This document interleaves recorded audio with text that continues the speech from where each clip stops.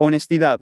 Por Ralph Fau Dios, concédemelo gracia para verme a mí mismo como tú me ves, para que, conociendo tu voluntad, esté capacitado por ejecutarla. La anterior oración la he usado durante muchos años como un preludio a todas las conferencias que he dado a través del país, y la he hecho así porque siento que al hacerlo estoy pidiendo la cualidad más necesaria de toda sobriedad, la honestidad. Enfatizando más, porque siento, después de tantos años de experiencia conmigo mismo y con muchos otros alcohólicos, que ella es la esencia de todo el programa de AA. No vacilo en asegurar a cualquier alcohólico, no importa cuán bajo él o ella haya descendido, que si puede llegar a ser honesto consigo mismo alcanzará y mantendrá la sobriedad. La palabra honestidad viene del latín honestas, que significa unidad, unidad con la verdad. Somos honestos con nosotros cuando nuestras opiniones, actitudes o acciones estén de acuerdo con la verdad. Somos honestos con los demás cuando en nuestras relaciones con ellos, tanto de palabra como de obra, estamos de acuerdo con la verdad en nuestras palabras y acciones. Todo lo demás es deshonestidad con todas sus varias connotaciones, dobles manejos, excusas, mentiras, apariencias o lo que usted piense. Como alcohólicos, terminamos siendo los más deshonestos de todos los seres humanos, terminamos patológicamente deshonestos, los más completos mentirosos del mundo. Esta cualidad se hace evidentísima en las reacciones que la mayoría de nosotros tuvimos cuando por primera vez, en alguna forma, se nos insinuó que podíamos ser alcohólicos. O la explosión que siguió a esta inesperada insinuación. Yo un alcohólico. Imposible. 335. Esta básica cualidad, la deshonestidad, en cierto modo, nos fuerza a tomar una falsa posición para con los demás. No nos atrevemos a dejarlos conocer la verdad. Como resultado de esto vienen los interminables encubrimientos, las innumerables excusas. Aún en aquellos que creíamos tener una vida espiritual, la deshonestidad saturaba todo lo que hacíamos. Nuestras oraciones en sí mismos, no solamente no pasaban de ser meras palabras, sino una positiva mentira. Recuerden. Oh, Dios, sácame de esta borrachera, y nunca volveré a tomarme un trago. Los grandes mentirosos. No estábamos pidiendo la gracia de la sobriedad, estábamos pidiendo que Dios eliminase la herida. Y así, cuando la herida se curó, se volvía a lo mismo otra vez. El resultado final de todo esto en el alcohólico fue un lío de confusión, desconfianza, y todas aquellas otras circunstancias fuera de lo normal que lo acosaban todos los días, en su carrera alcohólica. Es así que, antes que cualquier otra cosa, es necesaria la honestidad antes de que el alcohólico pueda sencillamente empezar a estar sobrio. La serenidad simplemente no existe sin la honestidad. Ella es como la grasa en el eje, la bolinera en la rueda, el torno en la confección de la rueda, el eje y la bolinera. Ella hace que nosotros encajemos en la vida de modo que los conflictos normales y las fricciones que provienen de ellos no produzcan calor o destrucción o lleguen a ser obstáculos insuperables. La historia está llena de ejemplos de la diferencia entre la honestidad y la deshonestidad. En el caso de lo primero, encontramos muchos ejemplos de los éxitos que inevitablemente siguen el camino de la honestidad. En el caso de lo segundo, encontrarnos muchos ejemplos de sombríos fracasos que sencilla e inevitablemente siguen los atajos de la deshonestidad. Miremos algunos de los hombres y mujeres cuyo éxito sin precedentes puede ser atribuido a su honestidad.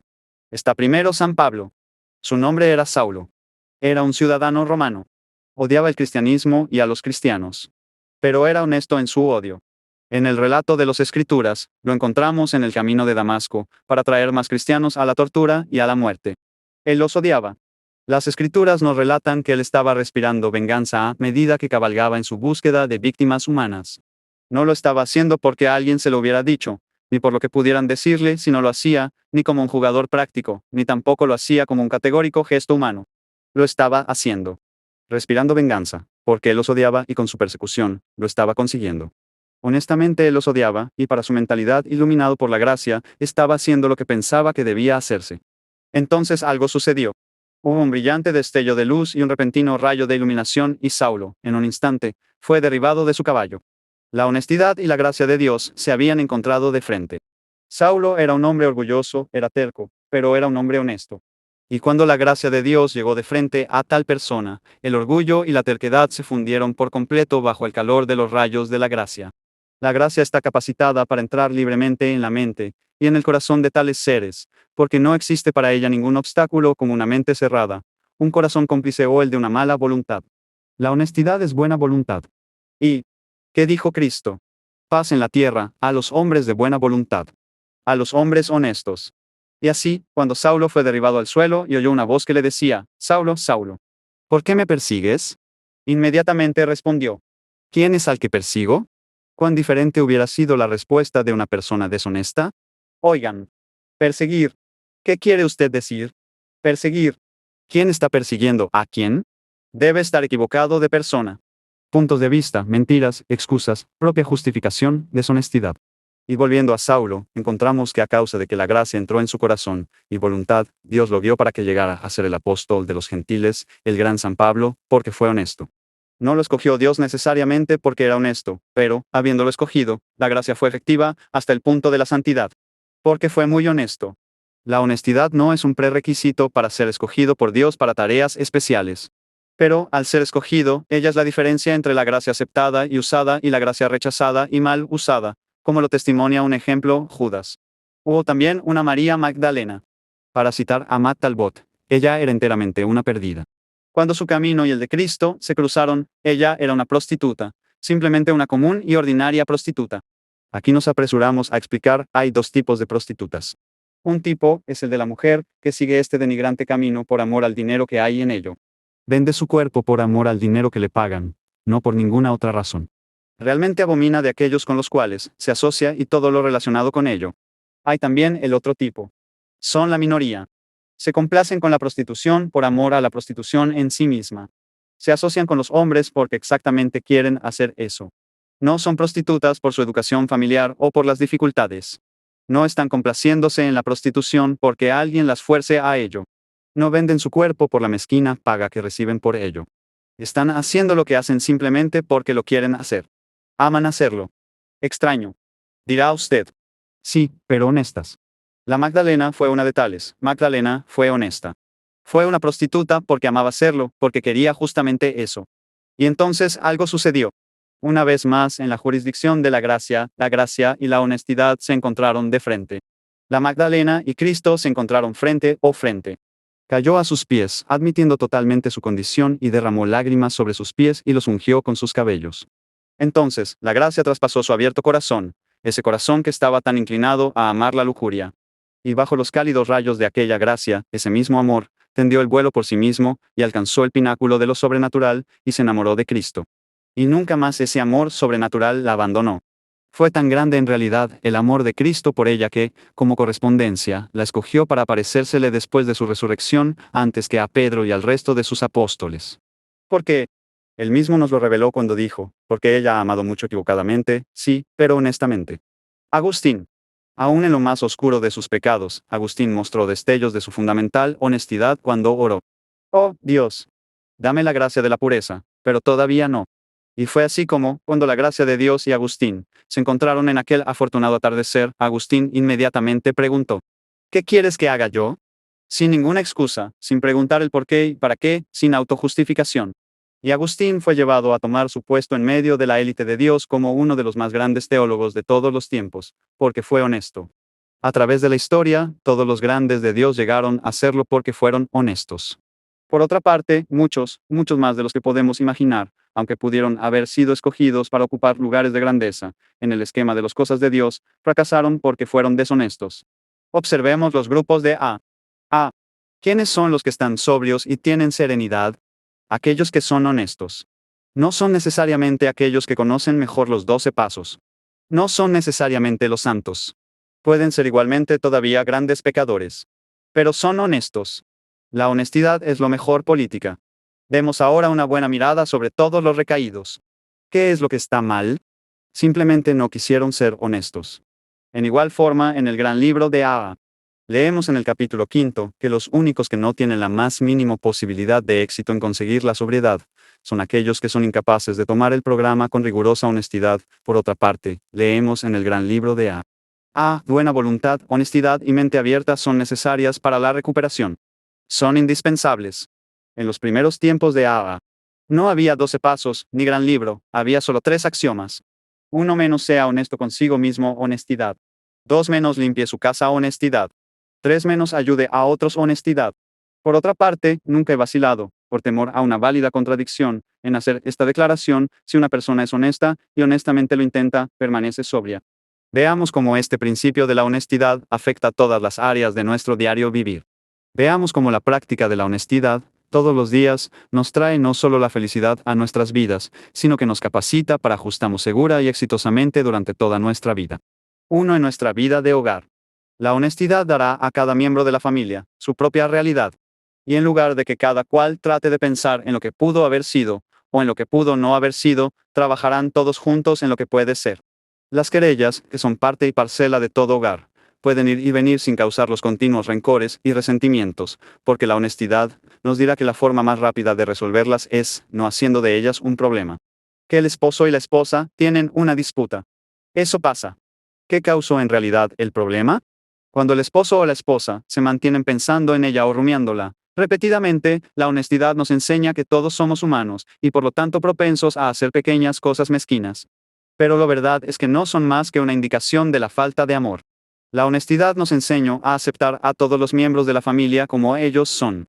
Y así no gastaremos el casi incontable tiempo tratando de cambiar a los demás. En la misma forma, nos enseña a trabajar en nosotros, porque la realidad es, en este negocio de la naturaleza humana, que por lo general no podemos cambiar a los otros, pero sí podemos cambiar nosotros. Y también se puntualizará a lo largo de estas mismas líneas que, entre más cambiemos nosotros, asombrosamente, más empiezan a cambiar los demás con nosotros. La honestidad nos enseña que amor en el hogar significa dar sin demandar. Amor es sacrificio. Es la experiencia común de ministros religiosos, médicos, psiquiatras, jueces y todos los que trabajan como consejeros, que todos los que llegan ante ellos con sus problemas familiares, siempre llegan con el argumento, él no quiso hacer esto. Ella no quiso hacer aquello. Nunca oyen. Yo no tuve o no hice aquello. O yo no tuve o no hice esto. El esposo se queja constantemente de los regaños de la esposa, esta constantemente se queja de las vociferaciones de aquel.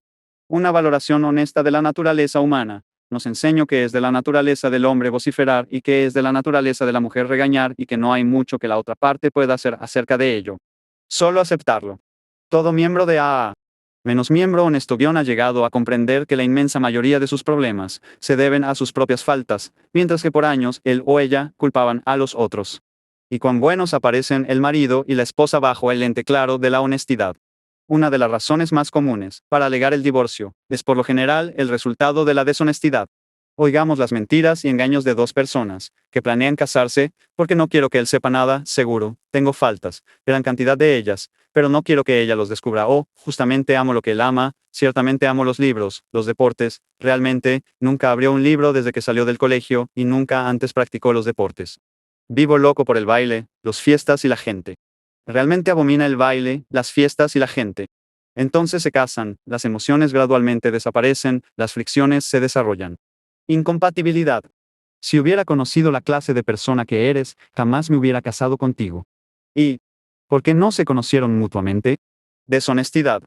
El amor es ciego, o así, lo dicen, pero la pasión es engañosa y tramposa. La honestidad es la mejor política. También están los niños. Una de las más grandes razones por las que los niños adquieren actitudes equivocadas hacia la vida es la inherente a la deshonestidad de sus padres. El consentimiento, o lo que el doctor Strucker de la Universidad de Pensilvania llamó mamitis, es una forma de deshonestidad. Al consentirlo, los padres tratan de llevar al niño a esperar de la vida algo que la vida no les va a dar. Fallan al no dar al niño un enfoque honesto de la vida, en obsequiarlo y no enseñarle lo que la vida inevitablemente le enseñara. Las escrituras también nos lo enseñan, ahorra el garrote y consiente al niño. ¿Sabe por qué? Porque la vida muy frecuentemente usa un garrote, gústenos o no. La honestidad hará que el niño se acostumbre a lo que la vida le dará a la larga. La honestidad es la mejor política. 2. En nuestra vida social. La honestidad en nuestra vida social lo primero que nos enseña es que, como miembros de la sociedad, tenemos obligaciones definidas con ella. Por lo tanto, trataremos de no sacarles el cuerpo con tanta frecuencia a esas obligaciones.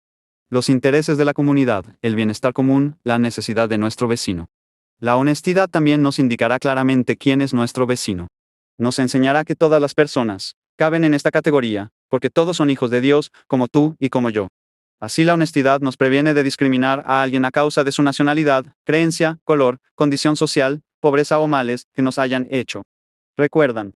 Yo os digo, amad a aquellos que os odian. Perdonad a vuestros enemigos. Y también este es el más grande de los mandamientos. Que os améis unos a otros. Fijaos bien, él no dice gustaos unos a otros. Así, si ellos no nos gustan, al menos podemos amarlos. Finalmente, la honestidad en nuestras relaciones sociales nos guardará de llegar a ser unos trepadores sociales. Nunca debemos tratar de aparentar lo que no somos, o recalcarlo chistosamente. No debemos ser esa clase de gente que usa términos rebuscados, palabras alambicadas, cuando en realidad no tiene ninguna educación. 3. En nuestra vida de negocios. Es el negociante honesto el que en última instancia alcanzó el triunfo, y esto es cierto en cuanto a que el negociante sea honesto consigo mismo. No hay camino más seguro a la bancarrota que el atajo de la propia decepción, que siempre es la triste situación del negociante que se engañó a sí mismo sobre la verdadera condición de su negocio. La honestidad es la mejor política. 4. En nuestros asuntos financieros.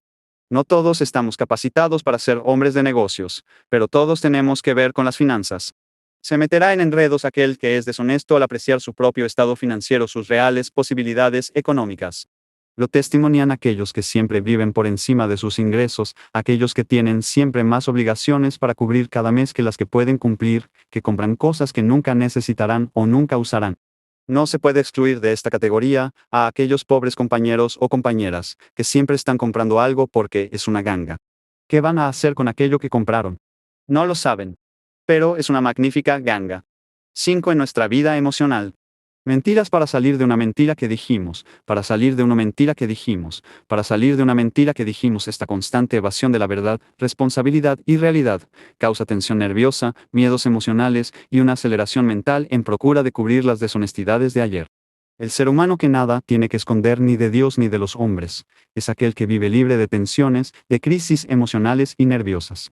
El miedo es el que engendra la mayoría de los problemas emocionales, pero aquel que es honesto nada tiene que temer o nada tiene miedo. Aun aquellos que desesperadamente y a toda costa tratan de agradar a todos, son deshonestos. La sabiduría lo enseña y la experiencia de la humanidad lo demuestra, que nadie puede gustarle a todo el mundo. La honestidad nos enseña a no intentarlo.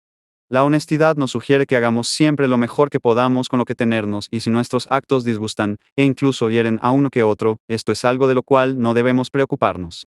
Es asombroso ver cuántos seres humanos viven en una continua agitación emocional por tratar de complacer a todo el mundo. ¿Lo creerán ustedes? Tales seres humanos, por lo regular, terminan disgustando a más gente de la que hubiesen desagradado si no se hubieran empeñado tan desesperadamente en hacerlo. La honestidad es la mejor política. 6. En nuestra vida mental. Usamos la expresión aceleración mental para definir un fenómeno bastante común en la gran mayoría de los alcohólicos y los neuróticos. Los mentirosos impenitentes están completamente conscientes de este proceso. Saben cómo comienza. Usualmente se inicia con la simulación y la mentira en un frenético esfuerzo por eludir la realidad, en un loco empeño de sobrepasar la realidad, en un constante empeño de olvidarnos de nuestro prójimo. Esto es parte parcela de las mentes de los criminales, y a menudo es responsable de que ellos se entreguen a la drogadicción. En realidad es simplemente un deshonesto intento de vencer mañosamente a la verdad. Nada de esto se encuentra en los planes de los cuerdos, porque ellos buscan la verdad y tratan de ajustarse en sus actos, y en sus vidas, a esta verdad aprendida. Por el contrario, el mentiroso, el simulador, la gente deshonesta, al arrancar de ellos la verdad, están constantemente entregados a evadir la realidad y la responsabilidad. La persona honesta descansa en la meditación y la paz mental. La persona deshonesta se retuerce en conflictos mentales, temores y aceleración mental. La honestidad es la mejor política. 7. En nuestra vida física. Muchas enfermedades repentinas se presentan por la deshonestidad al rehusarnos a reconocer o aceptar los síntomas. Los fallas del corazón, la súbita pérdida de la salud, la vejez prematura en muchas personas podrían haber sido evitadas si hubiesen sido honestas con los médicos y consigo mismos y hubiesen hecho algo acerca de los síntomas que ellos como mínimo sospechaban.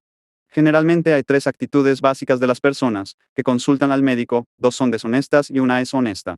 Primero están aquellas que van con la determinación de convencer al médico de que están completamente bien. En su intento usarán toda clase de evasivas, falsas respuestas para conseguir que el médico los declare 100% sanos en muchísimas ocasiones. Tienen éxito en engañar al médico y a sí mismos, pero no pueden engañar a su cuerpo.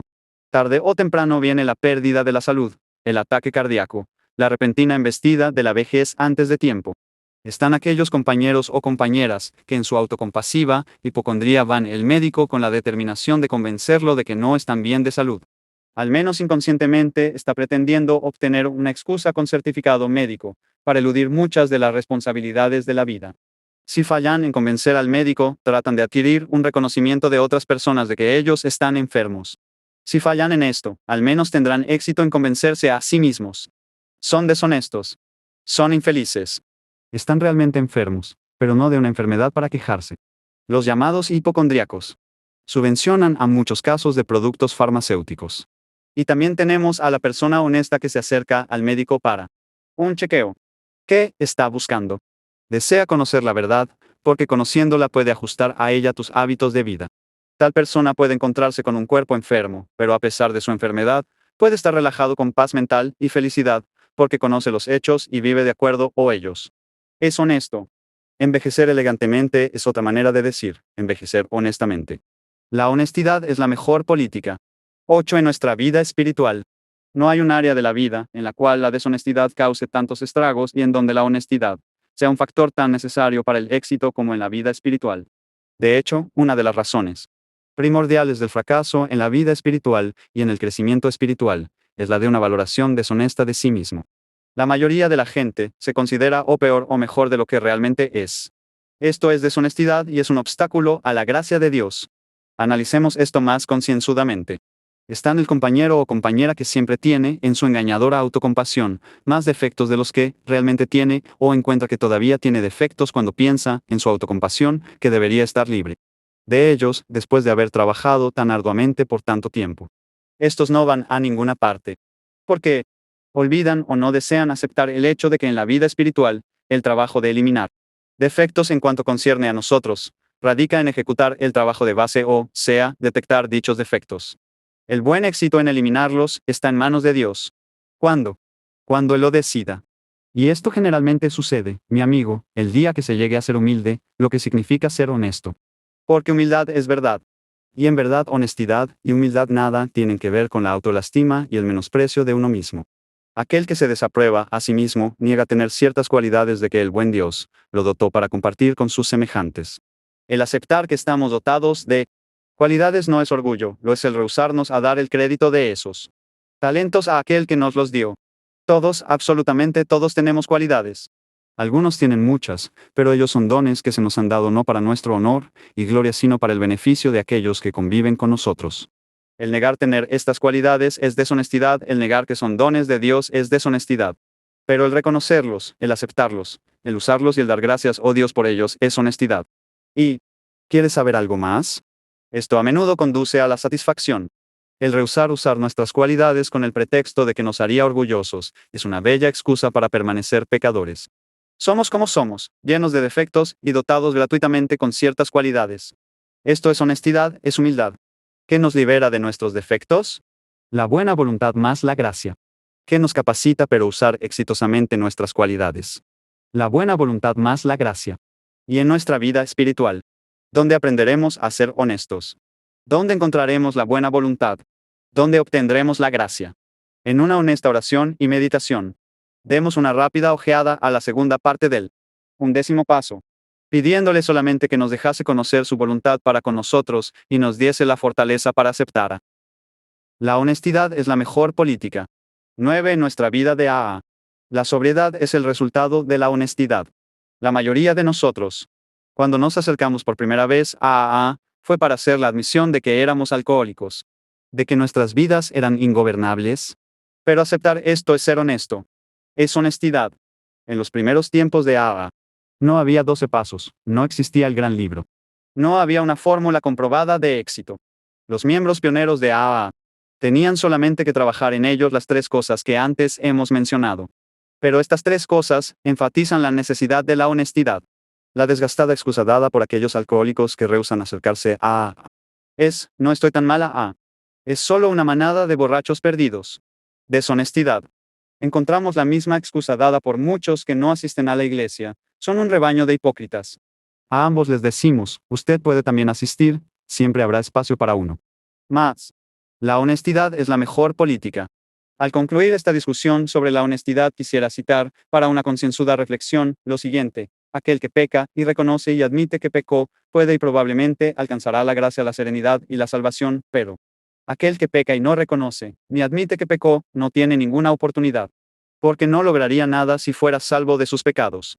Así que ahí la tienen. La honestidad es la mejor política.